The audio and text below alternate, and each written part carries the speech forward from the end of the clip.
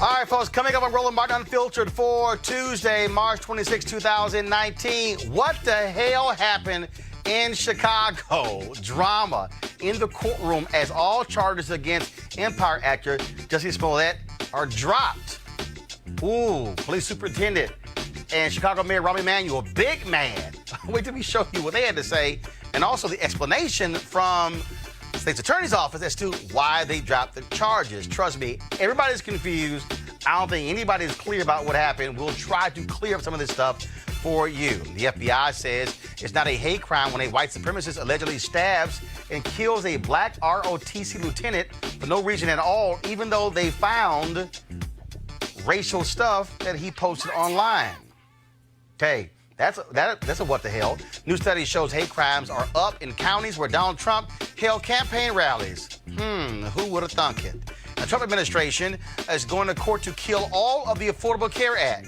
Yeah, all of it. But I thought he said he would not do something like that. The Supreme Court hears arguments today on the North Carolina gerrymandering case. They may make partisan and racial gerrymandering okay for the entire country. That could be dangerous. Senator Kamala Harris has a plan to raise teacher salaries and give even more help to teachers with minority students and to help HBCUs with teacher training. We'll tell you about that. Folks, it is a jam-packed show. It's time to bring the funk. I'm Roland Martin Unfiltered. Let's go. He's got it. Whatever the miss, he's on it. Whatever it is, he's got the scoop, the fact, the find. And when it breaks, he's right on time and it's rolling. Best believe he's knowing. Putting it down from sports to news to politics. With entertainment just for kicks, he's rolling. It's on go, y'all.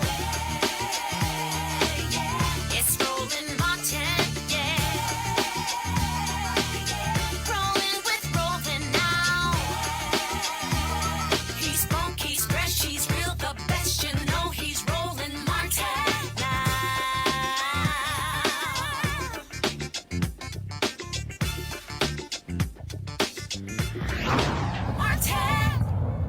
Wild day in court in Chicago this morning. We got to notice an emergency hearing. Jussie Smollett heads to court.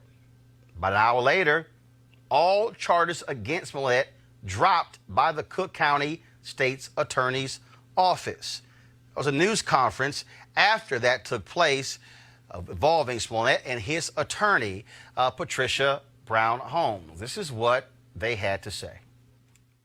We have nothing to say to the police department except to investigate charges and not try their cases in the press, but to allow matters to be investigated, allow the state to investigate and to bring charges, and not to jump ahead and utilize the press to convict people before they are tried in a court of law. Jussie is, and as if you were in the courtroom, heard the prosecutors say, and we made sure that the prosecution knew. He is someone who has dedicated his life to public service since he was 15 years old. He has taken the city of Chicago as his home. He has volunteered in a variety of ways. He is a good, solid citizen of the city of Chicago. That was the comment made by the prosecutor today. First of all, I want to thank my family, my friends, the incredible people of Chicago and all over the country and the world who have prayed for me, who have supported me, who've shown me so much love. No one will ever know how much that has meant to me, and I will forever be grateful. I want you to know that not for a moment was it in vain. I've been truthful and consistent on every single level since day one. I would not be my mother's son if I was capable of one drop of what I've been accused of. This has been an incredibly difficult time, honestly one of the worst of my entire life. But I am a man of faith, and I'm a man that has knowledge of my history, and I would not bring my family, our lives, or the movement through a fire like this. I just wouldn't. So I want to thank my legal counsel from the bottom of my heart, and I would also like to thank the state of Illinois for attempting to do what's right. Now I'd like nothing more than to just get back to work and move on with my life. But make no mistakes, I will always continue to fight for the justice, equality, and betterment of marginalized people everywhere. So again, thank you for all the support. Thank you for faith, and thank you to God. Bless y'all. Thank you very much.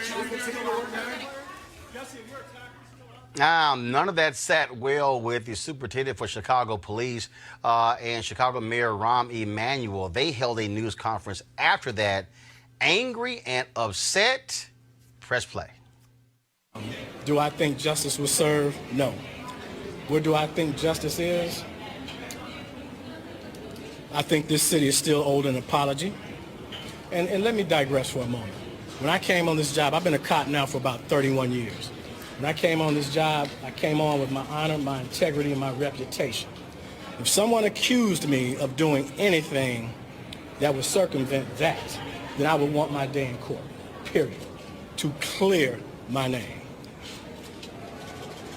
I've heard that they wanted their day in court with TV cameras so America could know the truth, but no, they chose to hide behind secrecy and broker a deal to circumvent the judicial system. My job as a police officer is to investigate an incident, gather evidence, gather the facts, and present them to the state's attorney. That's what we did. I stand behind the detective's investigation.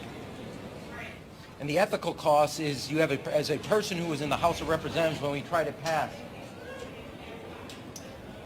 the Shepard legislation that dealt with hate crimes, putting them on the books, that President Obama then signed into law, to then use those very laws and the principles and values behind the Matthew Shepard hate crimes legislation to self-promote your career is a cost that comes to all the individuals, gay men and women who will come forward and one day say they were a victim of a hate crime who now will be doubted. People of faith, Muslim or any other religious faith, who will be a victim of hate crimes. People that of all walks of life and backgrounds, race, ethnicity, sexual orientation.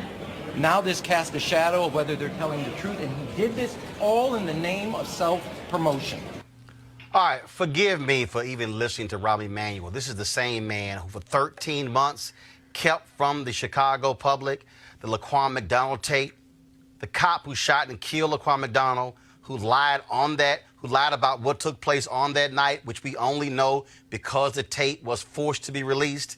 That cop was convicted of second-degree murder. So really, Rahm Emanuel, when you sit up and talk about this is a whitewash, when you did all you could to keep justice from being held in that case, you might want to just go sit down, wait for the runoff, and then for you to leave office. But that's just another story there. But again, to watch him whining on television was a bit too much. All right.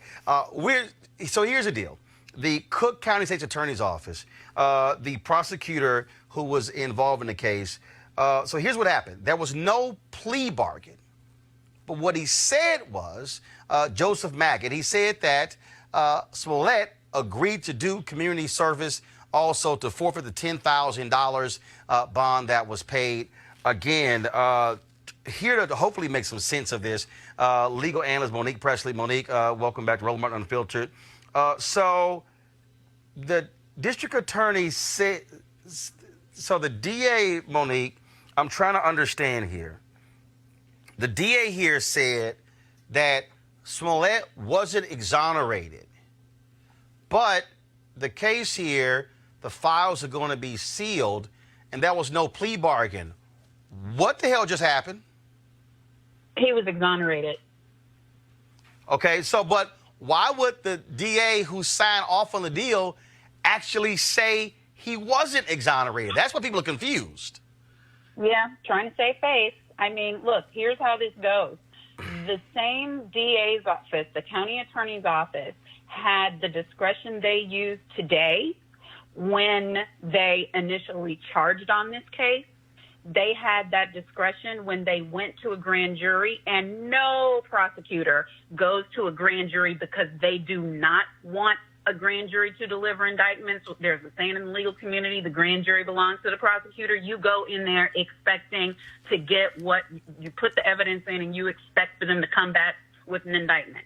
So this same office gets the 16-count indictment, and now what we hear today is, oh, No, it doesn't mean he's innocent. No, it doesn't mean that he didn't do anything wrong. But we're going to completely dismiss all charges, and we're going to expunge his record, and we're going to seal the files, all to the tune of Keep Hope Alive, 16 hours at Rainbow Push, and $10,000. Come on, y'all. Everybody knows better. Their case fell apart. We may not know where it fell apart. We may not know whose fault it is. But I tell you what, the fact that they did not tip off Emmanuel and they did not tip off the police tells me a lot about whose fault it probably was. So, Chicago Police Union, they want the FBI to investigate Kim Foxx and Jussie Smollett. You have the area detective who oversaw the investigation. He tells the Chicago Sun-Times, we were absolutely prepared to go to trial. We were rock solid. We were excited to have this case prosecuted. And you're saying that clearly the evidence that they procured fell apart. You had Rahm Emanuel at the news conference saying only a sliver of the evidence was presented to the grand jury, not a lot, and that they had a lot more to present. Right, but the prosecutor, I guess it's Regetz, I don't know how to correctly pronounce his name. It was his decision, first of all. It wasn't Kim Foxx's, and he was clear that she was recused and she had no part to do with the decision. So this whole blame the black woman thing that they're trying to get going now, that's going to fail. And he's a 23-year career prosecutor. And then it doesn't matter if the police department thinks that they're ready to go to trial. When the police department finishes their investigation and hands over the evidence, it's up to the prosecutor to decide if there's going to be a charge and what that charge is going to be. And they choose what evidence they take to the grand jury. And then their investigators continue to investigate. So it could have been anything. One of the witnesses could have fallen apart. They could have found out that something was going on wrong with the interrogation in the police office. It could have been any number of things, but here's what I'm telling you, it wasn't. It was not the case that they just decided to get rid of this because it was overreaching. It was overreaching from the beginning. They knew that. This was a mess, an unnecessary mess from the beginning. But they didn't have to charge in the first place. And today they could have come out and said, well, we've reduced it to 3 counts. We've reduced it to 2 counts. We've accepted a plea for 1 count plus probation. We're taking diversion if he's clean for a year. They could have done a whole bunch of stuff that they did not do. So that tells me that something went very wrong on the Chicago government side of things, not on the Smollett side. I'm going to read another quote. This is the last one for you before I go to my panel here, because I know they can't wait to talk about this. According to the Chicago Sun-Times, again, first Assistant State's Attorney Joseph Maggots said the decision to drop the charges should not be interpreted that Smollett did not do what police and prosecutors have alleged, pay his assailants to fake the attack and then falsely report the incident to police. Quote, he said, also, nor did dropping the charges mean that Smollett was a victim of a crime, Maggots said emphatically. Quote, absolutely not. We stand behind the CPD investigation done in this case. We stand behind the approval of charges in this case, Maggots told the Sun-Times. They did a fantastic job. The fact there was an alternative disposition in this case is not and should not be viewed as some kind of admission there was something wrong with the case or something wrong with the investigation that the Chicago police did. Quote, it's a nonviolent crime. He has no felony criminal background. If you start looking at the disposition in the case, in every case, you need to look at the facts and circumstances of the case and the defendant's background. Take it away. It's almost laughable though, right? Because like, I mean, on 1 count, he could have gotten probation. To say that it has to do with him having no criminal background, and for that, they are wiping it out like the arrest never even happened. I mean, it is a complete expungement. So when I look at something like that, it is quite obvious to me. And the way that they said, oops, here you go, to the police department and to the mayor And that's why the prosecutor's office has discretion. That's why they are a separate branch, and they do what they're going to do. And you saw Rahm Emanuel said we have to work with them again, so he didn't want to poo-poo on them too much. But it is clear to me as day, there's nobody who's been in this business who would say that they would walk away from this much pressure, this much notoriety, and a 16-count indictment unless they did not believe that they could prove that case and win at trial. That's just the bottom line. And I don't know why that is, and we may never know because they sealed it. And I don't think they sealed it to help Jussie Smollett. They probably sealed it to help themselves. All right, Monique Presley, we appreciate it. Thanks a bunch. Let's introduce my panel. Thank you. Malik Abdul, Republican Communications Consultant. Darlene Somerville, White House Correspondent for the Associated Press. Dr. Jason Nichols, Lecturer, Department of African American Studies, University of Maryland, College Park. I have no idea what the hell. Malik, I'll start with you. Seriously, I heard everything Monique said. So did I. I heard everything. Everything that I've read. I read the same things. I still have no idea what the hell happened. Yeah, this is the past 24 hours have been really something as far as indictments or non-indictments are concerned. We should start out, by saying, of course, that this is all speculation, because the documents are now, the case will now be sealed, so we'll never know for sure. So a lot of what we're doing is speculating, but it is amazing to hear, well, first of all, just to witness, we hear this, there's an emergency hearing. Yeah, okay, and then Jussie walks out and say, okay, well, I'm innocent. And then to have the mayor and the superintendent of the police department there come out as forceful as they did. Whether we think that the history of the CPD or think that Jussie is innocent or guilty, this has to be unprecedented, what we're seeing. This is not a, who was that, Baltimore, Marilyn Mosby. Yeah, Mosby. This is not one of those type of situations where there was some contention between the city and the state or that type of thing. You can add, maybe they overcharged in it like they did in that Mosby case, in the case that Mosby had. But this is unprecedented. Darlene, this is amazing. Again, as reporters, look, you look at these things. The Sun-Times story, according to defense attorneys, saying they have never in their life heard anything like this.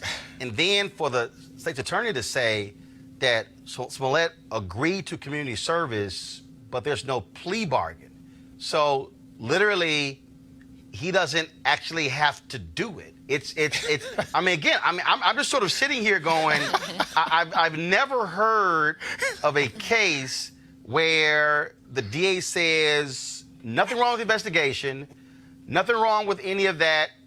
We had evidence, but we disposed of it. And normally when you dispose of a case like this here, I remember when Michael Irvin pled nolo contendere to drug charges, it wasn't a guilty plea.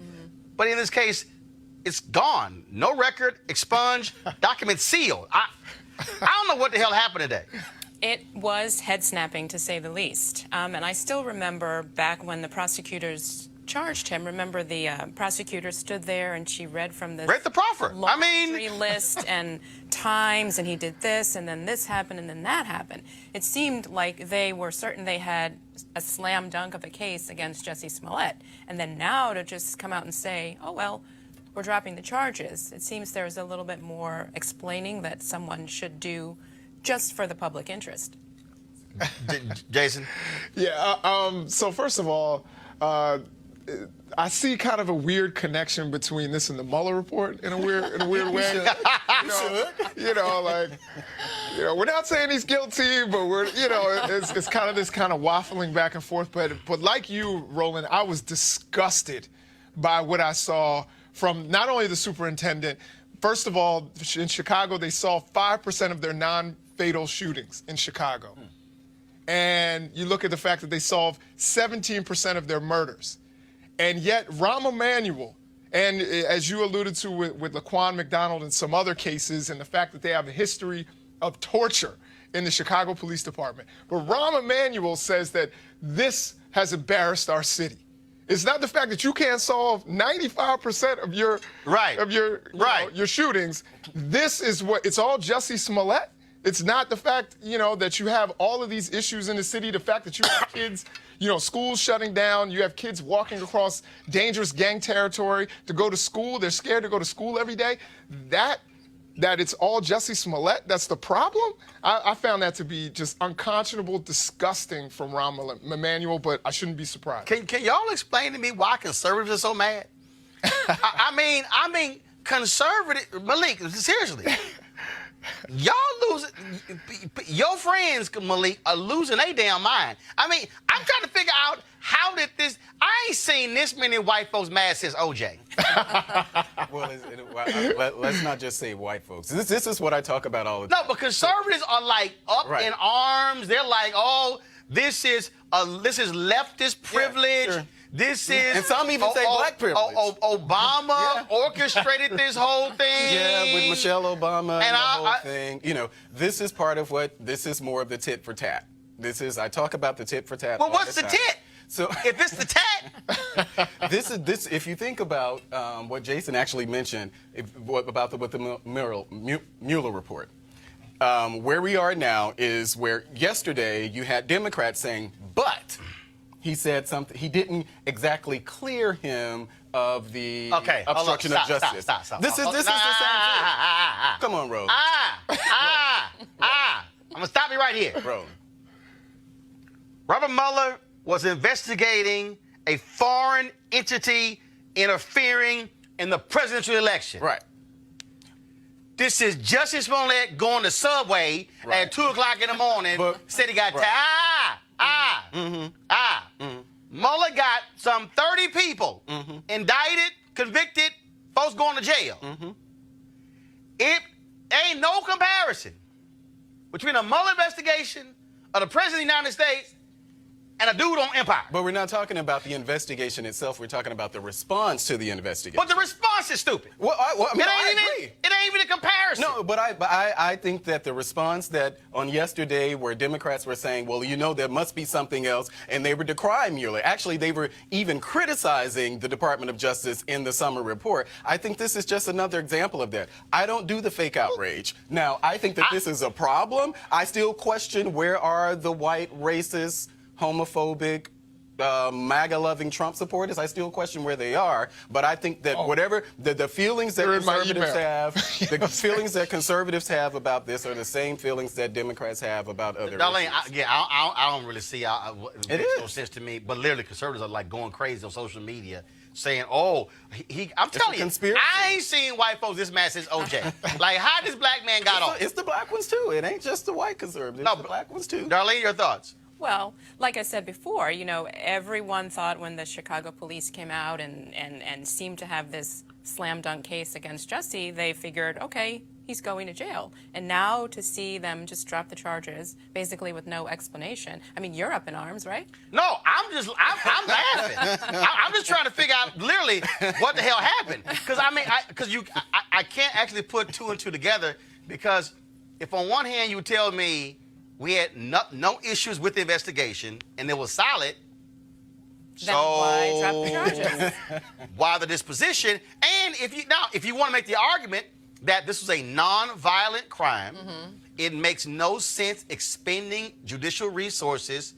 Okay, but there was no plea bargain. Right. So it's sort of like, so then it's like, well, we're not exonerating him.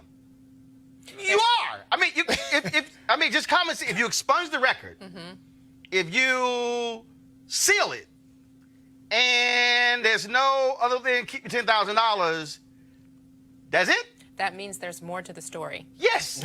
That's what it is. And so I'm just trying to, again, though, I'm just sort of laughing at this whole deal, trying to figure out how 2 and 2 equals 9. That's what it is. Because that's pretty much what this. This must be new math. This is new law. But it's old Chicago. It's Chicago. But for Jussie, hey, he get to go back to the set. I'm good. I don't face any illegal action. And again, so for all y'all white folks out there still mad, Jussie free, OJ free. y'all got Trump. All right, so there you go. We equal. All right, y'all.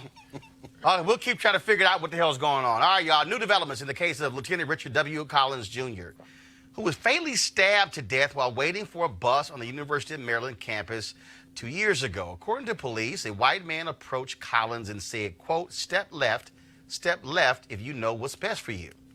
When he didn't move, Sean Urbanski stabbed him to death. Turns out Urbanski was involved with a racist Facebook group. Urbanski was charged with first-degree murder, and the FBI was asked to investigate the killing as a hate crime. The FBI has reportedly found no basis for a federal hate crime prosecution. Joining us now is Dr. Rashawn Ray from the University of Maryland, a board member board member there, and the Second Lieutenant Richard Collins, board member of the Second Lieutenant Richard W. Collins III Foundation. This sort of goes back to what Eric Holder said when he's Attorney General, that the bar is so high to reach federal civil rights violations, or in the case of hate crime. What more do you need than a white supremacist who targets a black man, a veteran, kills him, guy belonged to a racist hate group? What more do they need? I mean, I'm unsure what else is needed in this particular case, but what it speaks to is broader trends as you lay out, as Eric Holder has done, as it relates to broader trends about who's killed in America and who's valued. So when we think about executions in the United States, what we actually see is that 76% of individuals who are executed allegedly murdered a white person. What's interesting is that only 50% of the murder victims are white. So we have a huge disparity there. The other part of this relates to black victims. Only about 20 times in the United States has a black victim had a white murderer, and then that white murderer actually been given the death penalty. When it comes to hate crimes, I think part of what happens in the United States is, as you mentioned, the bar is so high. And part of the reason why the bar is so high is because racism is a pillar that holds up the United States. And as that particular pillar, things that oftentimes should be deemed as racist or racism is actually deemed as normative behavior. So when we see in the example of Sean Urbanski, and I mean, Lieutenant Richard Collins, I mean, God rest his soul, he was getting ready to graduate from Bowie State University.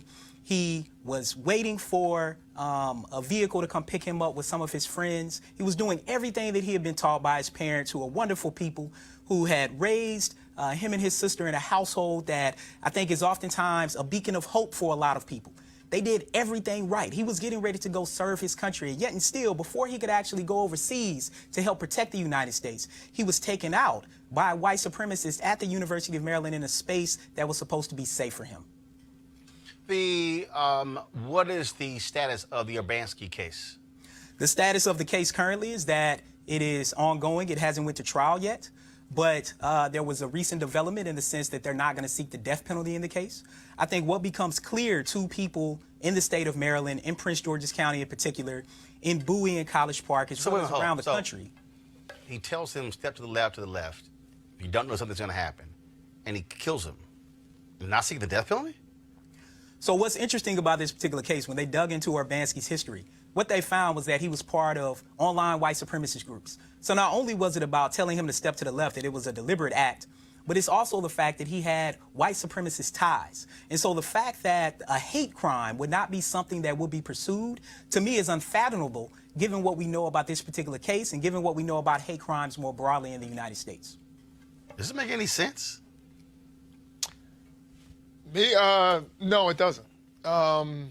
You know, and you know, he and I are colleagues, Dr. Ray and I, and everybody was shaken and hurt by this murder. It was, you know, he was a Bowie State student, but still a part of the university system of Maryland. And it really hurt all of us. It hurt I even spoke to police officers, and they were traumatized by what had occurred. This whole case, the fact that they are not seeking the death penalty, you know, I have my own feelings about the death penalty, but what I will say is the fact that they're not viewing this as a hate crime when the police have recommended that it be viewed as a hate crime, it's really disappointing about our system. But again, these are the way things seem to happen in our society and in our system, and how we value, even like as Rashawn said, the people who do things every way right. You know, so first we see a lot of young black people, people say their lives don't matter because of some choices they may have made when they were younger. And so you blame them, you say that they're thugs, but you have someone who actually did everything the way that the system says it's supposed to be done, someone who is serving his country, and you take him out and you don't value him enough to give him full justice. I think it's despicable, and we hope that he gets Sean Urbanski faces the full brunt of the law. Darlene, this is one of those cases again that is quite perplexing to black folks. White supremacist kills black man, not only not facing federal hate crime charges, but not even seeking the death penalty. And when people talk about two different justice systems, this rings loud and clear. It does. One question I would have, though, is I'm not too familiar with the case, but did Maryland say why they're not pursuing the death penalty or hate crimes? You know, part of what's been reason or justification? You know, part of what's been interesting about this case is the lack of information to the public, even the lack of information to people who are close. And I find that extremely troubling in a county that is majority African American, that is the most affluent African American county in the United States. And yet and still, this is something where people have to pry and ask, what is the status of this particular case? That happened at the flagship university where Dr. Nichols and I happen to work. People shouldn't have to wonder what's happening. Things should be very transparent. And unfortunately, that hasn't happened. And I think that's what's highly problematic as well. And this should have been nationwide news as well.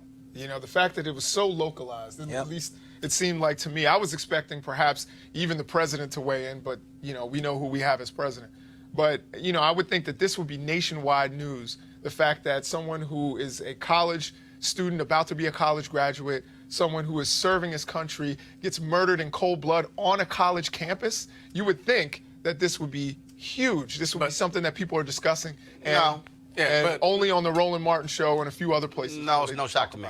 Yeah, but I think it goes back to what you said at the beginning about the high bar to actually prove a hate crime. And it seems like that's where we are. You know, this is a different situation, even if you believe that Jussie Smollett, that there were people, you know, you had epithets involved in that. So there was something that people could connect to it, even though with the history of this guy, you know, his white supremacist history, whatever, whether or not that factored into the commission of the crime. And I don't know if they proved that. And so that may be why we're not seeing at least the hate crime portion of that, because it's such a high bar. I would imagine that that's. I mean, what's interesting to me, like I always kind of think, what else do we have to have? So you have the person, Sean Urbanski, admitting to the murder.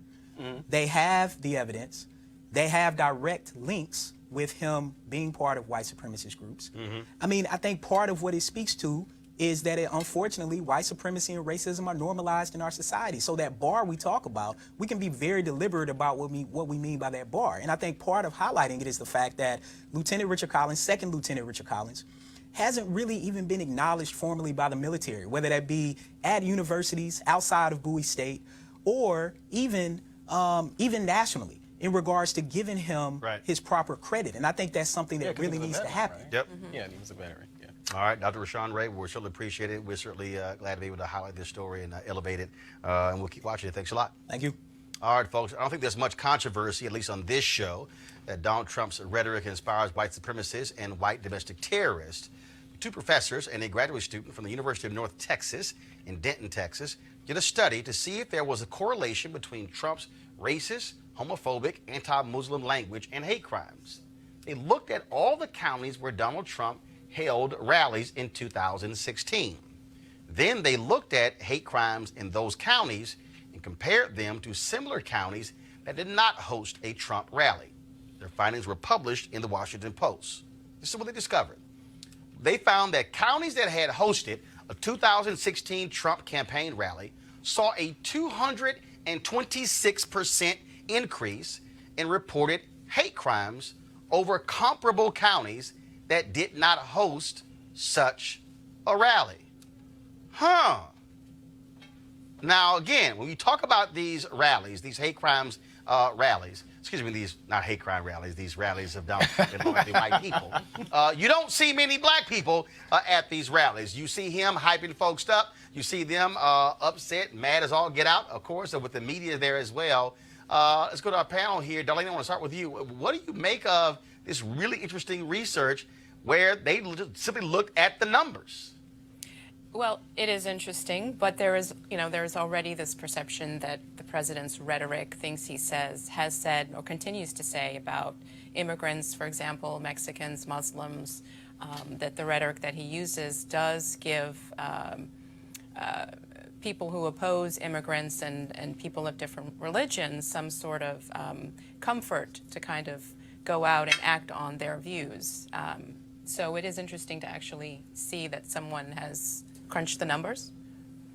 Malik? Yeah, I don't think anything about this particular study. Well, I'm sorry. Did you miss what I read? Yeah, I mean, they literally looked at the places where Donald Trump held rallies. Sure. And then said, okay, let's talk about a hate crime, a 226% increase. Sure.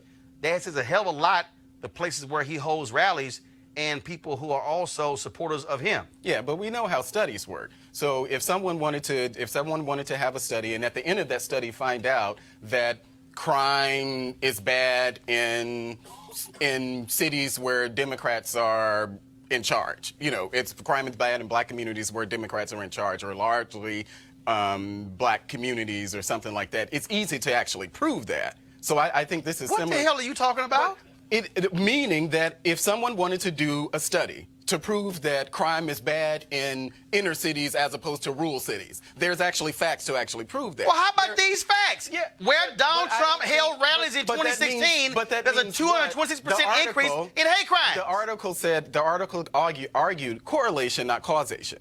So that's what the article actually argued. Okay, I don't think much of the can you study go ahead? I don't know what the hell Malik talking about. I mean, Doc, go ahead. I don't know what he's talking about. To me, I think it's very clear what the study is saying. It's saying that, and something that we all can see visibly, that the president, with his rhetoric, with things that go on at his rallies, them attacking cameramen and people who are pretty neutral in this situation, that people get fired up and they're willing to go out and commit violent acts. This is one of the reasons why people believe Jussie Smollett's story in the beginning was because of the fact that there's so much violence that happens of Donald Trump? At Trump rallies. No.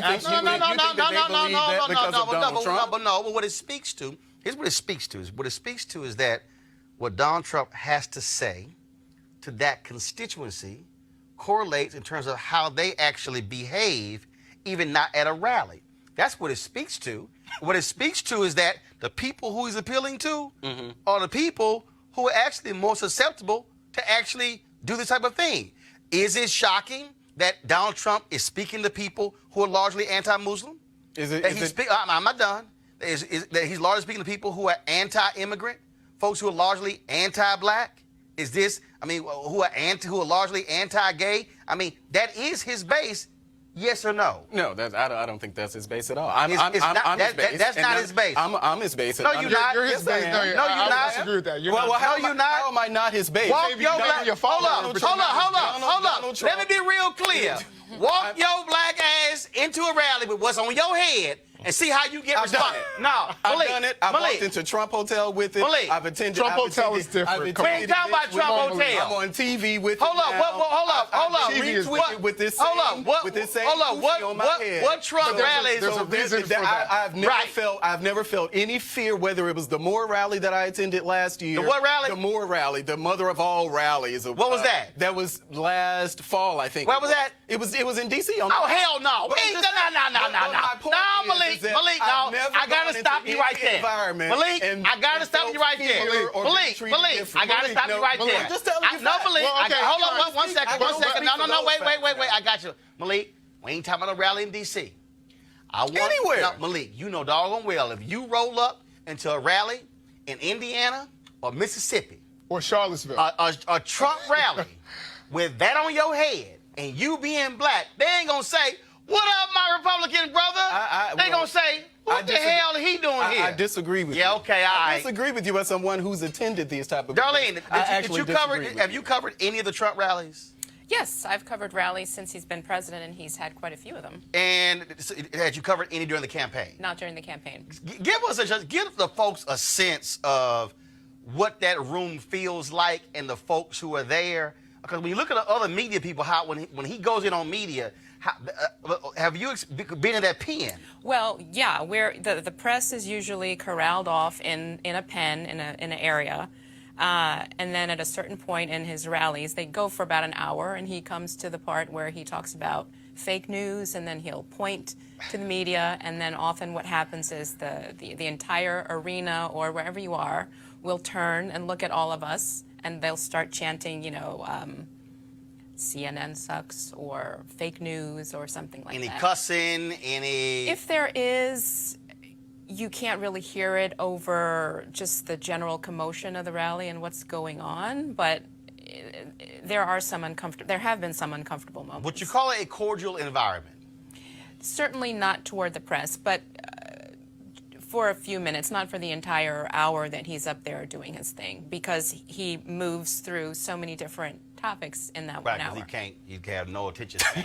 But also, we have seen other rallies. First of all, during the campaign, where there were black Trump supporters who talked about, Doc, how they got treated at a rally, because people were like, oh, you're not one of us. They were like, yo, chill out, I am. Right. They essentially, unless they were walking in wearing a MAGA hat and wearing a bunch of MAGA bumper stickers, it was kind of like you had to prove yourself. Right, absolutely. And again, from my home state, going back to some of the things that we talked about before, one of the known white supremacists, Matthew Heimbach, he was seen pushing a black woman at those rallies. We've seen all kinds of violence, but yet... Saw a brother get punched. Yeah, we saw a brother just get punched for just walking up and getting ready to walk out in front of the police, get punched in his face by someone. So this idea that, these people are just, maybe they're law-abiding in other aspects of their life, but when they get in that building, something turns on, and I think that can translate out for a small number where you see violence. For me, I don't think it's something that happens in that building. I think there's an evil spirit already existing in that place, and he just in those people, and he just in that place in those people, and he chooses to simply go there, and it's a reflection of those people and that place. Got to go to a break. We come back. We're going to talk about racial gerrymandering. Supreme Court is hearing a critically important case. If they decide for Republicans in North Carolina, you could fully expect to see gerrymandering go crazy, like what we saw with voter suppression after Shelby v. Holder. This is Roland Martin Unfiltered. Back in a moment. Hey fam, want to check out Roland Martin Unfiltered, the blackest show on all of digital, cable, and broadcast. Check out our audio podcast. There's only one daily digital show out here that keeps it black and keep it real. It's Roland Martin Unfiltered. Press play. You either going to help run it or they're going to run it for you. In order to get anything done in this world, we have to work with the system that's there. And you have to have the courage of your convictions. You may despise me, you may not understand my choice, but at least you can respect that I stood in it. If you are outside the mainstream, nobody can push you aside any further. Life makes you jaded, and it hurts you, and it's painful. And we've had a lot of pain in this country. Trump can show up and say anything, and they can just go, oh, yeah. The African-American community was great to us. They didn't vote. He just called you stupid. Did you hear that? But he's for us. Really? And they were just regurgitating the things that they had heard on a radio or in the barbershop or something somebody had told them. They hadn't thought about it. Democracy is in danger because people don't know how to think. I'm done with trying to convince people to try to vote for their, for their life. You have to run for your life. I'm gonna go try to get people who are open to it and lead them. I'm done with hope. Fuck hope. Bye. That's good news.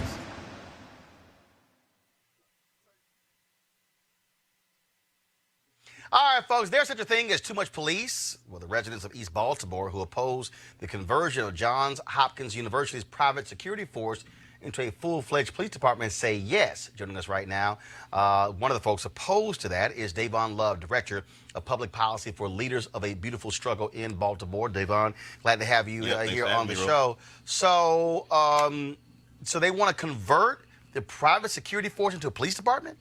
I mean, what's insane about it is Johns Hopkins University is a private university. And so they already do have armed security guards. And so one of the things that the community has remarked about is the kind of tension that exists between those armed security, particularly the black students. Like, black students have been profiled and have had issues. And so what's really, remarkable is the fact that Johns Hopkins, a private university, now wants a private police force.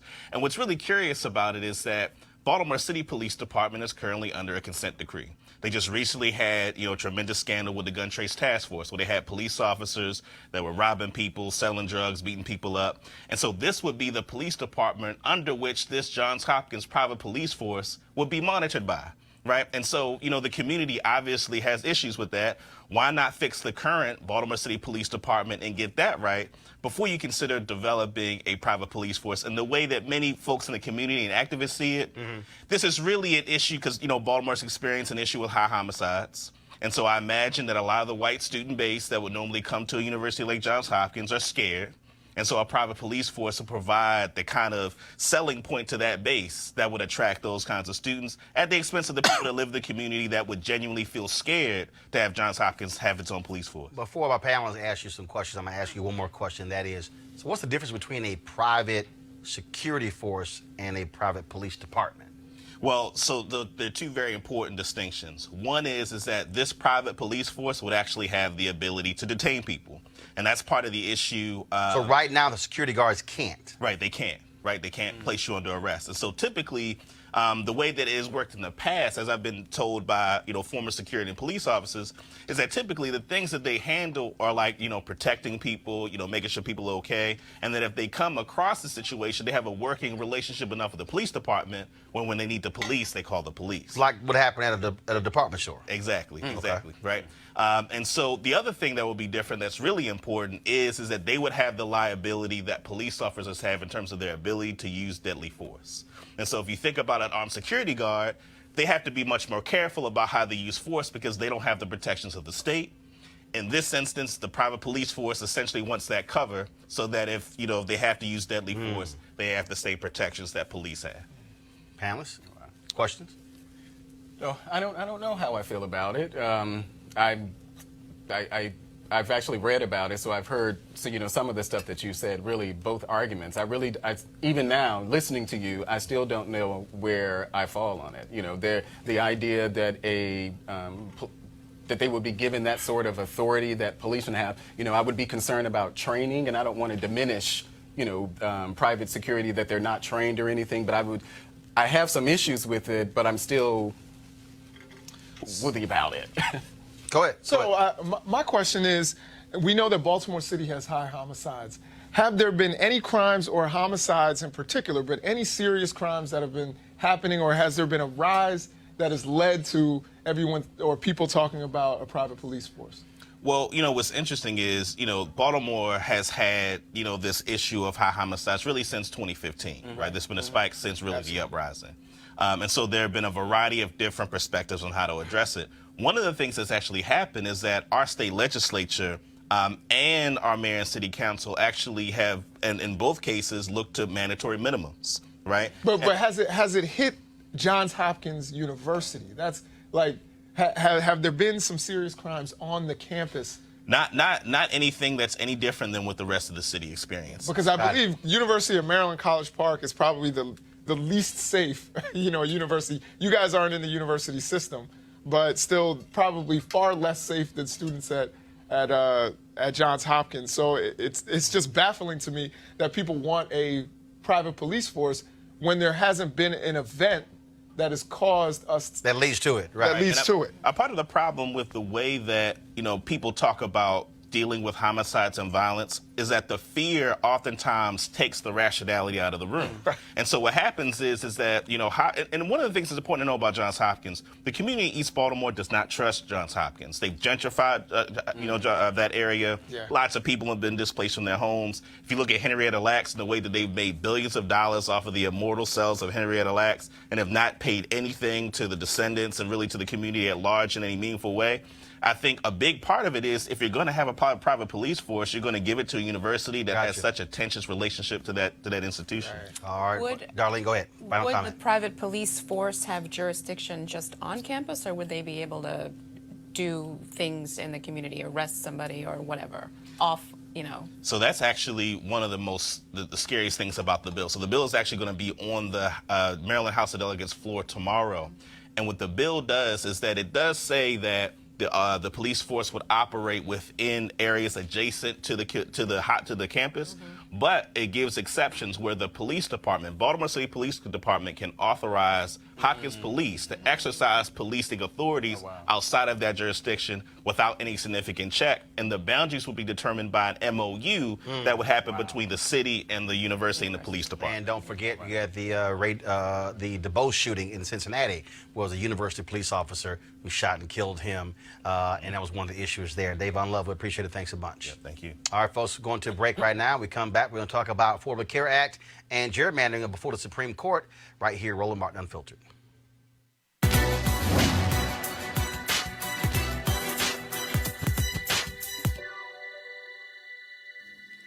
I want to see how life can triumph. Artist Ramir Bearden.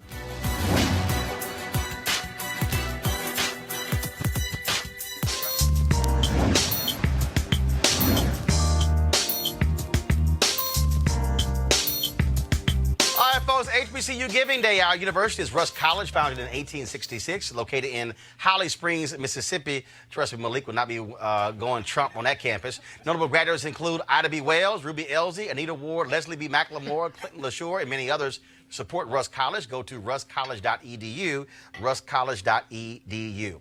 Calling all HBCU alumni, students, and leaders, enter the Ford Motor Company HBCU Mobility Challenge and win $25,000 for your school. Building on their long-term support of HBCUs, Ford is looking to improve mobility in HBCU communities through innovative solutions. The winning program will receive a grant of up to $25,000 to implement their proposal. The deadline to apply is March 31st, 2019. Go to this website right here, fgb.life, for more information and to apply. Ford goes further in our community. We certainly appreciate them being a partner here at Roland Martin Unfiltered. All right, folks, California Senator and presidential candidate Kamala Harris is out today with a new proposal to raise teacher salaries by an average of $13,500 or 23%. But also her proposal is an actual black agenda, extra money and support for teachers in schools, which disproportionately serve students of color, and extra support for teacher training at HBCUs. Now, let's see, of course, if the other candidates are going to join her in this. She's getting lots of support from folks about the additional money for teachers. The question of whether or not, of course, will she, of course, be the Democratic nominee? And will that be sort of setting the pace for the other candidates? We shall see. We also will see whether education becomes a real topic in this presidential campaign. Unfortunately, too often it is not. That's also because the people who typically asking questions, folks in the media, their kids go to private school. That's why they don't ask about public education, just so y'all know. All right, folks, let's talk Affordable Care Act. Republicans cannot stand Obamacare. Also, that's what the Affordable Care Act is. They've tried their best to repeal and replace. Now a bunch of red state attorneys generals have sued to have it declared unconstitutional. A judge in Texas agreed, and the case is headed for the appeals court and most likely another round at the Supreme Court. And yesterday, of course, Donald Trump's Department of Justice said they agree with the judge and want all the law thrown out, saying they will not defend the Affordable Care Act. Now, of course, this calls for no coverage for pre-existing conditions, no kids and their families' health insurance until 26, no subsidies for coverage, and no Medicaid expansion. Millions of people would lose coverage. New York Times columnist and Pulitzer Prize-winning Paul Krugman tweeted out this chart to show what would happen in just one state that voted overwhelmingly for Donald Trump. New coal jobs, a few thousand. How many who would lose health insurance? 140,000. Darlene, I'm going to start with you. Utah. The voters there voted to expand Medicaid expansion. Republicans said, y'all know what y'all doing, so we're going to ignore that. Look, you cover the White House, and I got a security guard downstairs, a brother who's an African immigrant, and loves Donald Trump. And he keeps telling me that Trump has a health plan. I keep telling him, I ain't seen this plan you keep talking about that will replace the Affordable Care Act. Are you aware of an actual health care plan that Donald Trump has presented? Not yet. There is legislation in Congress. I believe it's sponsored by Senator Kennedy from Louisiana, and I think Senator Lindsey Graham. That seems to be one idea that the White House is looking at. But what you have here is the same situation that you had all those years ago when Republicans kept saying they wanted to repeal and replace. The plan is repeal and replace, but they have not yet come up with what they want to replace it. So they got a repeal and plan. They got a repeal and replace plan. But they ain't got a plan if they repeal and replace. Right. Yes. There were some Republicans who were at the White House today to talk to the president about trade. They came out and talked to reporters. Some of the questions they got had to do with health care. Steve Scalise, who is from Louisiana and who's the second-ranking Republican in the House, talked about Republicans want to protect people with pre-existing conditions. They want people to have lower premiums. They want a plan that will lower premiums. So they seem to kind of know what they want, but they haven't stitched it all together yet in a plan that will help them get there. So, Malik, we should get rid of the existing plan in favor of a plan that don't nobody even know what it is, but just trust. Is y'all plan called Just Trust Us? Look, so the Republicans definitely have to get this together. I agree. You think? I agree with Donald Trump, believe it or not. I agree with Donald Trump, who said earlier today that this will be the GOP's health plan.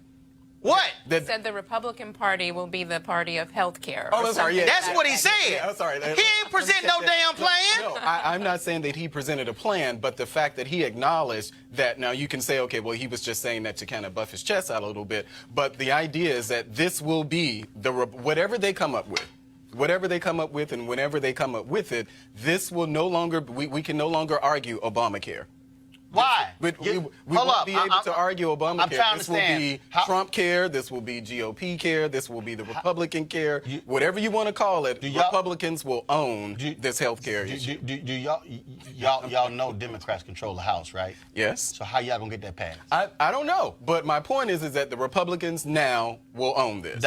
Well, they actually did have a plan, and there was a Trump care plan, and that was the AHCA. They were trying to replace it. It was an enormous failure.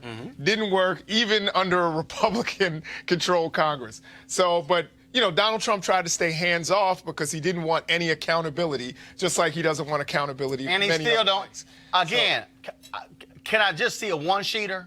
Right, exactly. They don't put out any. I haven't seen one. That's all I'm saying. But here's Totally the piece. agree. One of the reasons why you even have this particular lawsuit is because of. It all goes back to 2010, when Republicans flipped a number of state houses and legislatures and governor's mansions as a result. And then, of course, what happened after that, we saw 2 years later when Shelby B. Holder came before the Supreme Court that gutted a key component of the Voting Rights Act. And then we saw massive voter suppression. Well, that also was a result of political gerrymandering. Today, before the Supreme Court, the North Carolina districts went before. Now, here's the deal, y'all. North Carolina is a state evenly split between Republicans and Democrats. In fact, actually, there really are more registered Democrats in North Carolina than Republicans. But Republicans control 10 of 13 seats.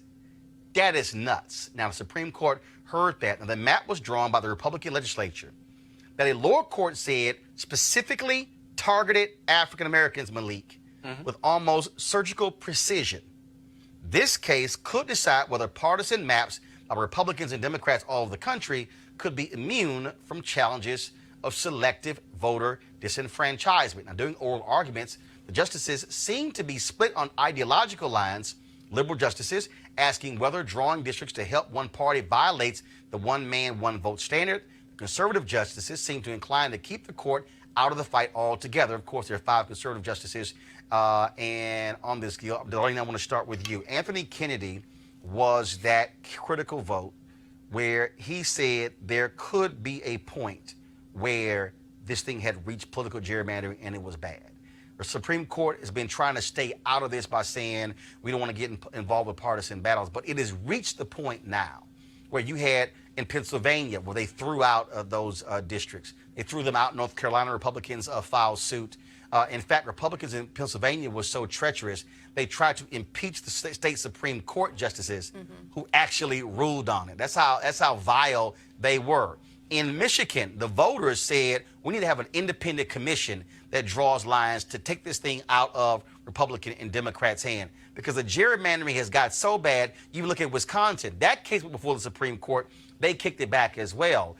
Just your assessment of this issue and really how contentious it is, and how people really they hear gerrymandering but not realize this does have a direct impact on who represents you.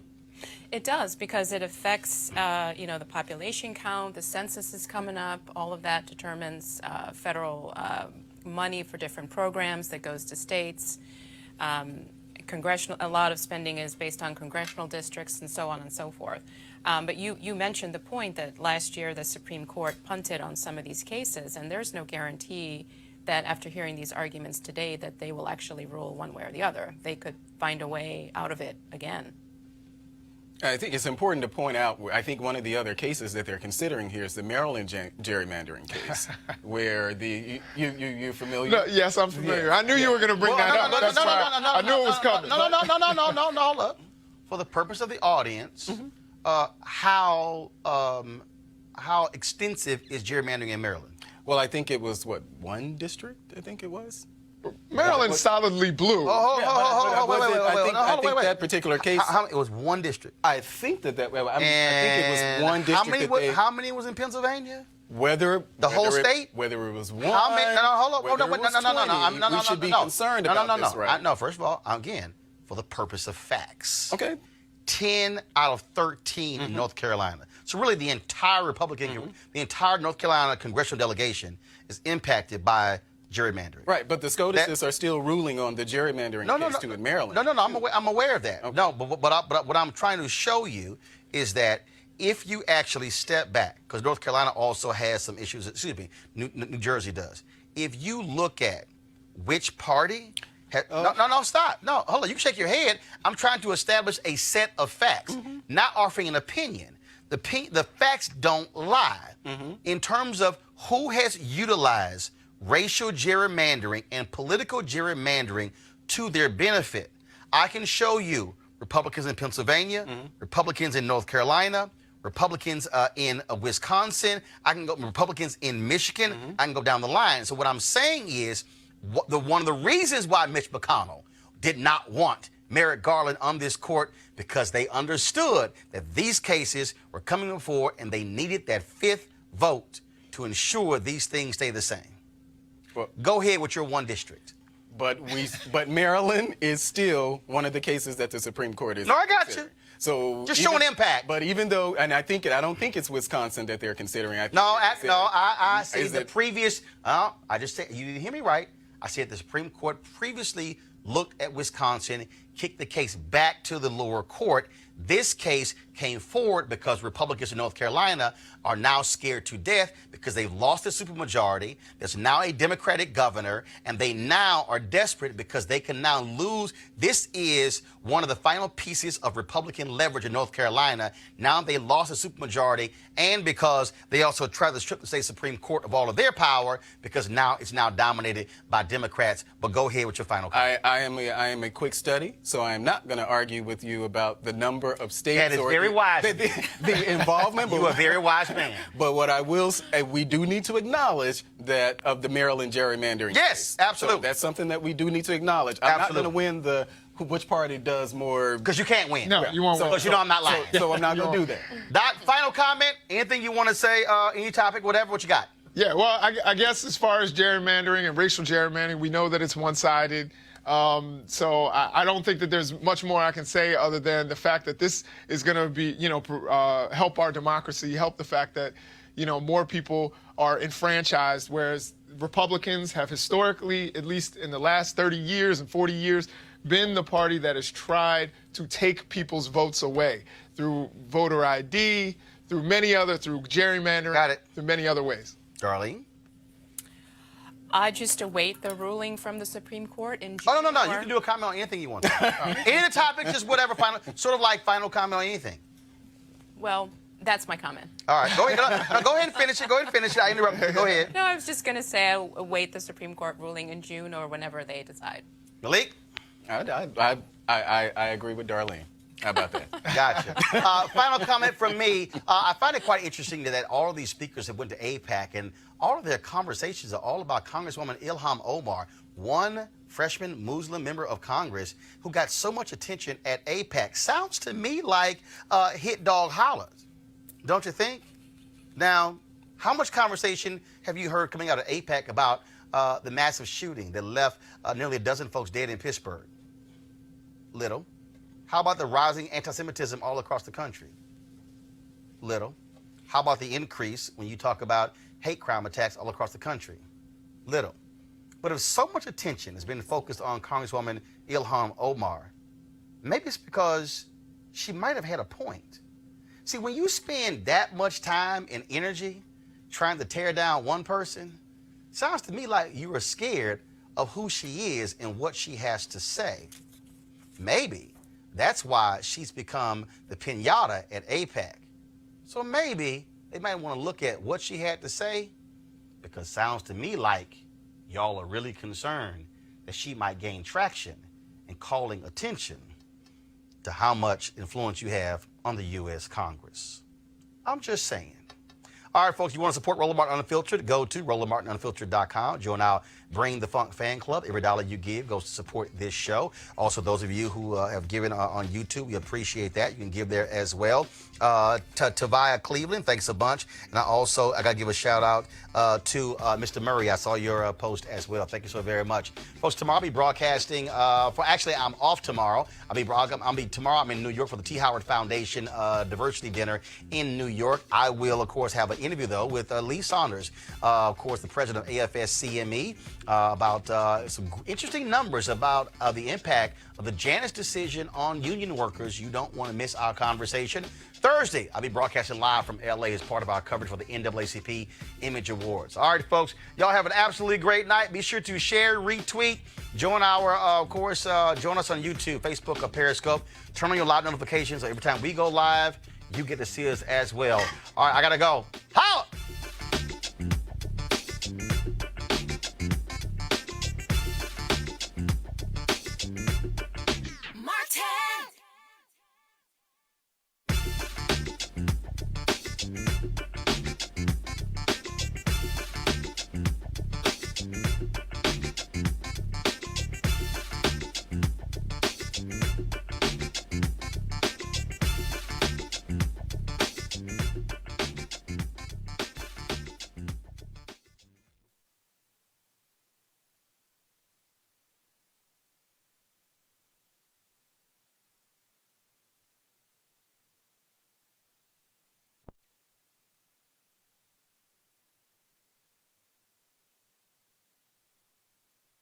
You want to support Roland Martin Unfiltered? Be sure to join our Bring the Funk fan club. Every dollar that you give to us supports our daily digital show. There's only one daily digital show out here that keeps it black and keep it real as Roland Martin Unfiltered. Support the Roland Martin Unfiltered daily digital show by going to RolandMartinUnfiltered.com. Our goal is to get 20,000 of our fans contributing $50 each for the whole year. You can make this possible. RolandMartinUnfiltered.com. You want to check out Roland Martin Unfiltered? YouTube.com/Roland S. Martin. And subscribe to our YouTube channel. There's only one daily digital show out here that keeps it black and keep it real. It's Roland Martin Unfiltered. See that name right there? Roland Martin Unfiltered. Like, share, and subscribe to our YouTube channel. That's YouTube.com/Roland S. Martin. And don't forget to turn on your notifications so when we go live, you'll know it. Hey fam, want to check out Roland Martin Unfiltered? The blackest show on all of digital, cable, and broadcast. Check out our audio podcast. There's only one daily digital show out here that keeps it black and keep it real. It's Roland Martin Unfiltered. Press play. Martin.